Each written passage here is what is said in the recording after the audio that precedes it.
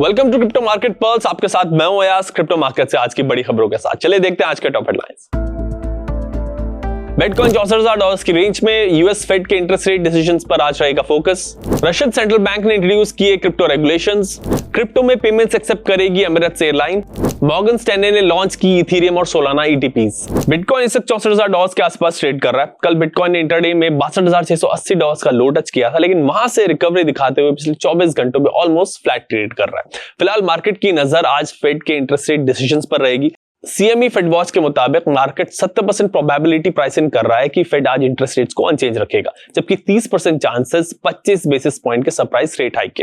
Analyst का मानना है कि पिछले कुछ वक्त में बिटकॉइन का इक्विटीज के साथ जो कोरिलेशन है वो कम हुआ है, इसीलिए फेड के फैसले का असर ट्रेडिशनल स्टॉक मार्केट के मुकाबले क्रिप्टो पर थोड़ा कम हो सकता है। बैंक ऑफ रशिया ने क्रिप्टो को रेगुलेट करने के लिए ड्राफ्ट रेगुलेशन जारी कर दिए।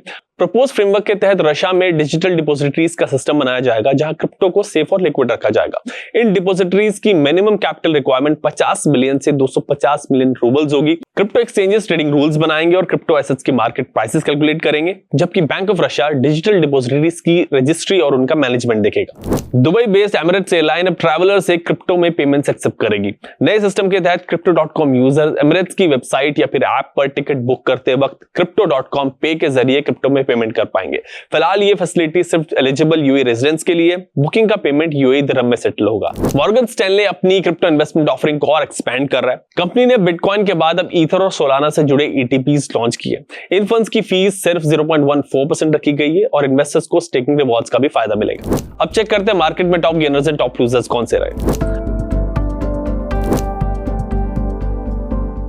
अब बारी है रेजिस्टेंस एंड सपोर्ट लेवल्स की। बिटकॉइन का रेजिस्टेंस लेवल है $65,000 से $66,000 के बीच। सपोर्ट जोन है $61,800 से $62,800 के बीच।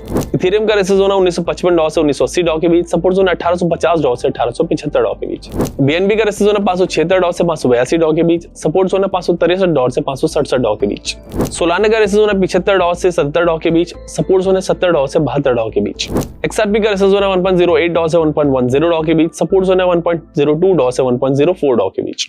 आज होने वाली फेड की एफओएमसी मीटिंग पिछले कई सालों की सबसे इंपॉर्टेंट मीटिंग्स में से एक है। फेड चेयर केविन वॉश ने कोई फॉरवर्ड गाइडेंस नहीं दिया है, जिसकी वजह से इन्वेस्टर्स अनसर्टेन है कि फेड का डिसीजन क्या होगा। एज पर एक्सपर्ट्स, अगर फेड की कमेंट्री आउटलुक थोड़ी भी डॉविश रही तो ये बिटकॉइन के लिए पॉजिटिव ट्रिगर है। वहीं अगर फेड का टोन एक्सपेक्टेड से ज्यादा हॉकिश रहा तो क्रिप्टो मार्केट पर प्रेशर बढ़ सकता है। एफओएमसी मीटिंग की वजह से आज मार्केट में वोलेटिलिटी देखने को मिल सकता है, इसीलिए संभल कर ट्रेड करें और स्ट्रिक्ट स्टॉप लॉस का इस्तेमाल करें। और अगर क्रिप्टो पे आपका कोई सवाल है तो हेल्पलाइन नंबर पे कॉल करें।